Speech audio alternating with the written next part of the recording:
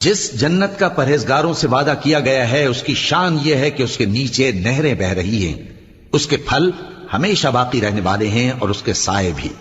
یہ ان لوگوں کا انجام ہے جو متقی ہیں، اور کافروں کا انجام دوزخ ہے۔ اور جن لوگوں کو ہم نے کتاب دی ہے وہ اس کتاب سے جو تم پر نازل ہوئی ہے خوش ہوتی ہیں، اور بعض فرقے اس کی بعض باتیں نہیں بھی مانتے۔ کہہ دو کہ مجھ کو یہی حکم ہوا ہے کہ اللہ ہی کی عبادت کروں اور اس کے ساتھ کسی کو شریک نہ بناؤں۔ میں اسی کی طرف بلاتا ہوں اور اسی کی طرف مجھے لوٹنا ہے۔